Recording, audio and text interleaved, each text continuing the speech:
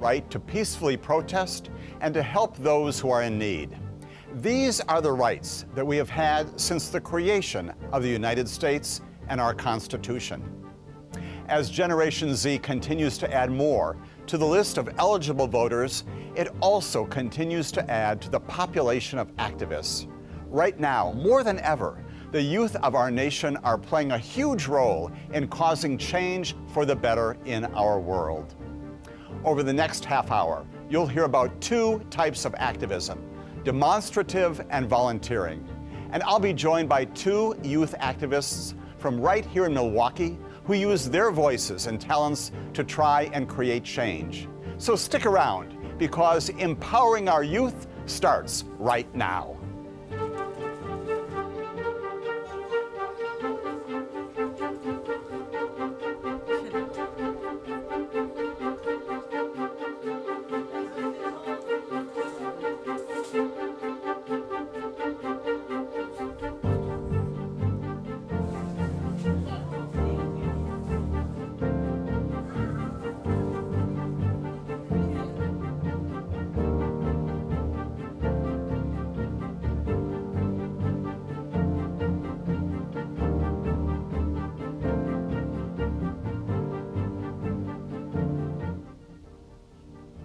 Hello, and welcome to Empowering Our Youth, a show highlighting youth activism and those involved right here in Milwaukee.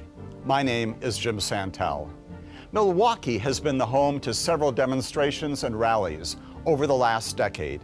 Milwaukee activists have been extremely vocal against many local and worldwide issues, and area youth activists have been on the front lines fighting for change. I'm very excited to introduce my first guest to discuss demonstrative activism in Milwaukee, youth activist Robbie Knapp. Robbie, thank you so much for coming on the show. Thank you for having me. Let's begin by having you tell our viewers a little bit about yourself. My name is Robbie, and I'm part of Students for a Democratic Society here in Milwaukee.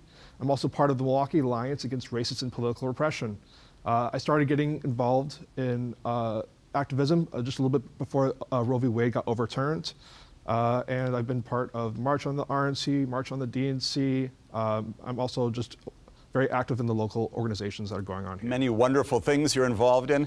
How did you first become inspired to do all these good things? I got inspired to do a lot of these things just because I was seeing a lot of the conditions in Milwaukee not being addressed. And I saw a lot, I saw at least SDS pop up to me on campus. And it really spoke out to me, and ever since then, I've been really fulfilled with the student work that we've been doing, not only just on our campus, but also how it affects the city at large. Fulfillment obviously animates you. Tell us more about the ways in which personally you're advanced and you're fulfilled by doing the work that you're doing. I was born and raised here in Milwaukee, and so I definitely have some kind of loyalty to Milwaukee in that aspect. One thing I just want to do is I just want to make sure that my community is being taken care of. And so whether that's through organizing, whether that's through demonstrating, and using my voice and my political power at the best of my ability to make sure that those in my community are taken care of. Taking care of our community is a big and important task. There must be some challenges along the way in putting all this together. Tell us about those. Yeah, absolutely. There's a lot of political repression that's happening right now, even in the last 4 years, and obviously in the next 4 years as well. And so that's something that we definitely tackle on a day-to-day basis, whether it's from campus authorities, whether it's from local authorities. There is a lot of repression there, and then also making sure that we can compromise and work together with organizations that might be a little bit harder to get to, but making sure that we try and work with them and work together to make sure that we get the means of building up Milwaukee. Building up, again, another important mission. And compromise is also a part of what you do, plainly, as you just said. Lots of interpersonal relationships here. Mm-hmm. Tell us about those and the ways in which sometimes those challenges can also inspire you to do the work that you do. A lot of times in organizing, we see challenges just as a way to improve ourselves. So if there is a challenge that does arise in our organizing space, what we do is, we look at those conditions, we self-critique, and then we improve on those critiques. That's something that's really important in the organizing space, and something that we always try to strive to make sure that other places, whether in the state, the city, or the nation, make sure that we find ways to make ourselves better. Lots of different geographies there too, taking you far and wide. I'm guessing you've got a lot of memorable experiences as a result of doing the work that you're doing. Can you tell us about one or two of those? Yeah, one of those is the March on the RNC that happened here in Milwaukee last summer. I was part of the organization and coalition that helped for the past 2 or 3 years before that, get everything ready, prep everything, bring together a bunch of coalitions, bunch of organizations, local, state, and nationally, together to march on Milwaukee, and it was extremely safe. Another thing that we did was the Palestine lawn encampments over at UWM, which I was also part of for the 2+ weeks that happened. It was a great process. It was a process that brought all the students together. It supported our unwavering support of Palestine, and it made a statement to the school. Your commitment comes through loud and clear. At the same time, once again, I assume that you also recruit new people to join you in the efforts. What, if someone is interested in joining you or some other activism in the area, what would you recommend in terms of their first steps? First steps is just to reach out to an organization. SDS is something that you can. Very good, Robbie. Thank you so much for that, and we'll also look forward to talking with you more about ways in which people can reach out to you in the near future. A pleasure talking with you, Robbie. Looking forward to our next conversation later in this very show. To dive deeper into demonstrative activism and to catch a glimpse of another youth activist's life, Robbie's fellow chapter member of SDS at Milwaukee, Patricia Fish, gives us a broader look now at what demonstrative activism looks like, how she found her interest in dedicating her college life to activism, and why more youth should become involved, as Robbie has just said. Demonstrative activism is a huge part and is a primary piece that comes to mind when thinking of the word activist. Patricia Fish is a student activist at UW-Milwaukee and is a member of the organization Students for a Democratic Society, which has over 300 chapters at hundreds of universities, colleges, and high schools across the nation. Patricia helps to organize rallies, demonstrations, and events for many different issues in Milwaukee. I began activism when I was like early college, well, my first year of college. Before that, I didn't know activism was even a thing. I had a friend who had joined the Milwaukee Alliance Against Racist and Political Repression as they were like restarting, because this org was like a thing during like the 70s, 80s, and then they reformed in 2020, like following the George Floyd uprisings. And my friend just invited me to go out to a rally, and this was in Kenosha. So this was like before the Kenosha uprisings. So I had begun just going to like the mass uprising like rallies that were happening in Milwaukee. Yeah, I would say that's where it started. And then I was just walking at the hallways at UW Parkside, and someone that I knew kind of distantly invited me to a Students for a Democratic Society chapter meeting on campus. I had never heard of them, and I vaguely knew this person, but I just thought, why not? I'll just try it. As soon as the opportunity was shown to me, I knew that this is what I wanted to do, and this is what I wanted to dedicate my life to, is activism and organizing to create change, because I wanted to put my words in action rather than just it being something there. So COVID happened, and that kind of messed up college experience, of course. So I took a gap year, and instead of returning to Parkside, I decided to return to UW-Milwaukee. One of the people that had organized with SDS at UW Parkside actually is transferred to UWM and started an SDS there, and they reached out to me and told me that there was an SDS, and I was like, okay, I'll join. Patricia loves the community that activism has. What keeps me wanting to continue with activism is it's that community that we've built. It's seeing the joy in faces whenever we have a win. It's the little victories that really give us the push to continue, but also knowing that the future is bright, knowing that by organizing, by continuing to stay dedicated, continuing to move forward, to build that community, to build up each other, and to fight the powers that be for a better future, it is very encouraging because I want to see a better world. I want life to be not just be easier for myself, but I want life to be easier for everyone. So it's knowing that we can make change, and it's knowing that we will make change. It's important for young people to get involved in activism because we are the future. We are the future workers. We are the future of society. Like, the world is like continuing to move. It's always moving, and things are always adjusting and changing shape. And a lot of times, it's the youth who can really see what change needs to be done. It was the 60s, so like the student mass protests against like the Vietnam War. It was the students and the youth were a really, really integral part of those protests and that mass activism in the 60s, because they were able to see like, this is wrong, this is what needs to be changed, and we need to stand up for what is right. And that's the same as now. We're seeing young people really begin to be active again more. Like since 2020, since 2023, the young people are what keeps organizing going. We might be young now, but we're going to age, and we need to continue that fight. The fight will never stop, and we need to continue to fight for what is right and fight for what we want to see.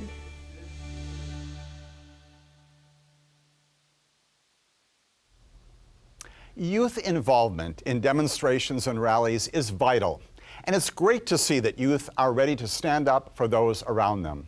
However, demonstrations and rallies are not the only way to be involved in activism. There are many youth who get involved with volunteering around their communities as well. I'm so very glad to introduce my next guest to our show. He's going to be discussing volunteering and how helping in his community has affected his life. Community volunteer Giovanni Avile. Giovanni, thank you so much for coming on the show today. Thank you for having me. Let's begin by having you tell us a little bit about who you are. So once again, my name is Giovanni Avila. I'm a first-generation Latino, and I was born and raised here. I'm a senior at Marquette University High School, and I'm 18, and currently I work at a nonprofit called Summit Educational Association. Lots of things going on already in your life. How did you get involved in activism here in Milwaukee? Well, I got really involved by volunteering at Summit, actually. I started being a part of Summit when I was in 5th grade, and I was a kid there. And I saw the junior counselors, who were the volunteers, working with me, and I really wanted to be like them when I grew up. And so my upcoming sophomore year, so my summer of like 2022, I became a junior counselor, and I've done it ever since. Lots of interpersonal relationships there, lots of social engagement. Tell us about how you communicate with others in your volunteering work. Well, the way I really communicate with others in my work is I work with kids, so boys from 3rd grade to 8th grade, and I'm very connected with them because I'm around their age, and I know what they go through because I was raised in the same community as them, and I'm really get to know them, and they really listen to me, and they really see me as a big brother to them. Great accomplishments, I'm sure, along the way, big and small. Even so, inside those accomplishments, as I was asking Robbie, there must be some challenges too. Tell us about some of those that you confront from time to time. Yeah, so the challenges are that it might be like all sunshine and rainbows inside the building, but the outside, in like the neighborhood, sometimes there's some dangerous and there's a violence. Last summer, there's a police shot a homeless man outside right outside the parking lot, and I was when that happened, I was working with 3rd graders to 5th graders, and they can't really comprehend what's going on, and they get really afraid right away. And so what my job is to do is really calm them down. As a part of this, plainly, I'm guessing that you would derive a lot of personal satisfaction and joy even in doing this. Tell me about some of those personal things that you get out of the activism that you do. Yeah, so the personal things that I really take off is that I'm doing what I really wanted to do when I was younger, and I really get to see smiles on younger kids' faces that I really help, and it really just gives me going, gets me my drive. Wonderful. We'll talk more about this with Robbie as well. But if someone is interested in doing the kinds of things that you're doing, Giovanni, in our community, what recommendations do you have for them about getting involved, taking that first step? Yeah, so look at the organizations that helped you when you were younger. That's what I did. And really get to know what they did and really get to know how you can incorporate that with your generation. And if you start right now, it'll be so much more easier in the long run. I can tell, too, that on a daily basis, you're very much inspired by recruiting new people, doing your own work, getting involved with other human beings. Talk with us just a little bit about that inspiration, too, that drives you every single day. Yeah, so there's some kids that are just bundles of joy. Last summer, I had a kid that was a bundle of joy, and I really just wanted to keep on going to volunteer and really work with them. That's really what I have.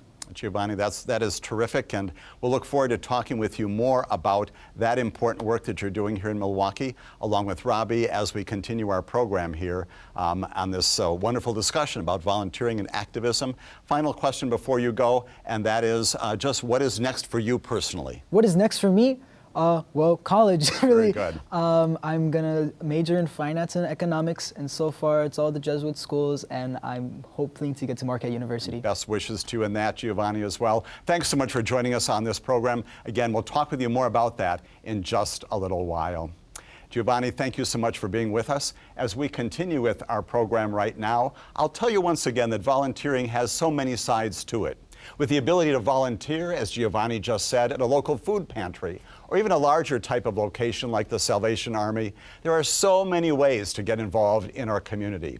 We got the chance to look at volunteer Jack Kavanaugh's life as a volunteer at St. Rose Food Pantry on 30th in Michigan, right here in the Merrill Park neighborhood. Volunteering is another piece of activism that gets brought up when someone thinks of the word activist. Jack Kavanaugh is a senior at Marquette University High School and an avid volunteer in his community. Jack fell in love with volunteering years ago and has found St. Rose Food Pantry as his favorite place to lend a hand. I got involved with service my sophomore year of my sophomore service requirement. My school required that I did 24 hours of service, so full, 24 hours. And I did a lot of things. I did this. I did down at St. Ben's meal program, just a bunch of things like that. My sophomore year, we were looking to build a garden project for the neighborhood. We're in a neighborhood, Merrill Park, that is a food desert, which means that there is no grocery stores that provide good food within a walking distance. And since most of our residents don't have the ability to drive over the bridge, they'd go away to get fresh food. So we were looking at a couple options to partner with a group, and we found St. Rose. And I kind of fell in love with it. The community is really great. The people I will serve with and the people I serve is great. There's a good mix of people coming from all walks of life. The first time you do service at St. Rose, I tell people you're always going to be nervous because it's a new environment. The first time you do service anywhere, it's a new environment. It's, the people are new, and so I walked in and I was nervous. I was doing what I consider one of our harder jobs, which is I'm working in the clothing and I'm helping people get clothes. It's a lot of talking to people. It's not as formulaic as our food, and so. I was in there and I looked as nervous as possible, and this young woman comes up to me, she's about my height, and she says, "Are you okay?" And that moment kind of was like, the people I'm serving are trying to serve me, right? That question is in service of my emotions. And so it made me fall in love, and for the next couple of months I spent every minute thinking, how can I be doing more service? I was putting in all the hours everywhere I could, but I found St. Rose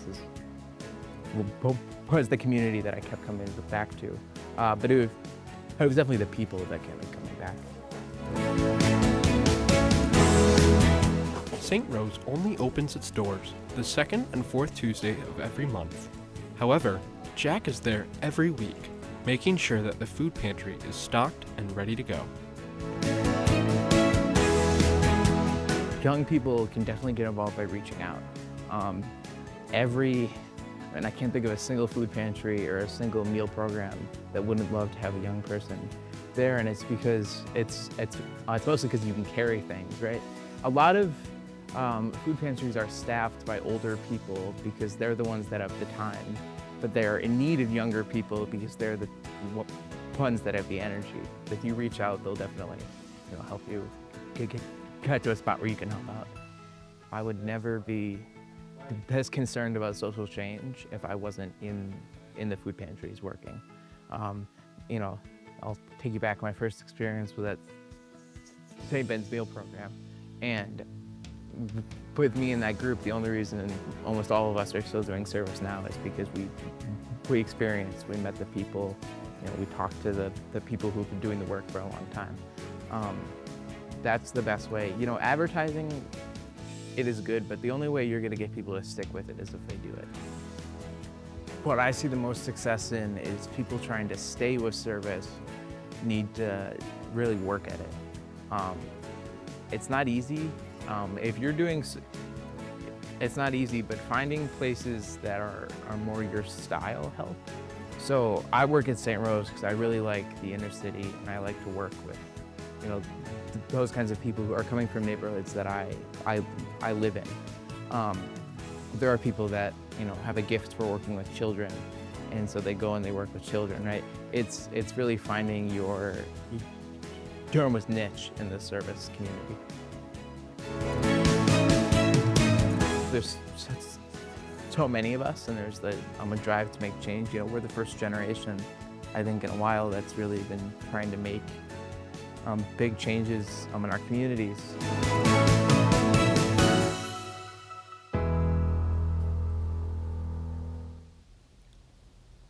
There are so many ways to help out in the community and to help create a better world for others who are less fortunate than us. It is such a great opportunity to get to help out those who are in need, and a great way to show others in the community how you can act to the betterment of all of us. Now, the question still stands. How do these two come together to create the whole of activism? So back in the studio with me once again is Robbie Knapp and Giovanni Avile. Both of you, welcome back again to our discussion at this time. Let me begin again with you, Robbie. Talk with me a little bit about the role that social media may play in the work that you do. Social media, both to us, is a burden and also a huge point of success. For us, social media is a great way for us to get connected with other students, with other people in the community, and for them to find out about SDS and our work. The burden of that is that, especially with companies like Meta, there's a lot more online repression and censorship of things about like Palestine, and also just of the work that we do in general. Giovanni, again, the same question. Social media challenges and successes. Yeah, so I totally agree with Robbie. We could really advertise it more, and we could really get the word around on what's going on. But also, since I work with kids, social media can really hurt them a lot. Yes. Maybe they see a bad influence. Maybe they see someone smoking. Maybe they see someone doing alcohol, and they drive into that room because they think it's cool.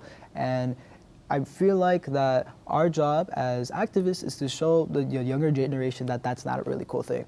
Let me follow up on that younger generation and talk about the ways in which you measure success on a daily basis and more broadly, Giovanni. So the way I measure success on a daily basis is if the kid had fun. That's really what really matters. If the kid had fun and if he learned something new. The really success part comes a long way to see if once they grow older and once they go to my age, to see if they're doing all the right things and maybe they become a better influence than me to their kids that they're working with. Robbie, same question. Your barometer for success in what you do. For me, just after a day of organizing at a rally or an action, my barometer of success is just making sure that we come back with a different mentality. We come back feeling stronger and more even prepared than ever to tackle whatever issues that are ahead of us. All of us have talked today about the challenges, but also the possibilities of the future. Both of you are very young. Let's begin with you, Robbie. Tell me about the things that you anticipate happening in your lifetime as a result of your activism. A lot of positive things. We've made a lot of material successes in the last few years, not only as SDS, but as a local organizing group. And especially in the next 4 years, the only people that protect us is us. And so for the community to really stick together in the next 4 years is going to be crucial, and I think we're going to succeed in doing that. And Giovanni, also, how do you see the future for you and the work that you do? I see the future is that I really hope that I really change a kid's life. That's really my goal, and I want to see my community, which is the Southside community, to stop having the bad rep, because usually whenever I tell a parent where I live, they're like, oh, are you all right? Are you fine? And I really don't want it to have that bad rep, and I just want the kids that I work with to be better influences than the ones that they have right now. Well, both of you are tremendous influences on youth, young adults, and older adults, and I thank you both so very much for being with me today, providing inspiration for the work that you do, and telling us about the future as well. Thank you for being a part of our program today. A great pleasure. Truly enjoyed our conversations and the things that we anticipate from you in the future. And that brings us to the end of our show, meaning time for me to sign off as well. Thank you all for tuning into the show. My name is Jim Santel, and this has been Empowering Our Youth. Farewell.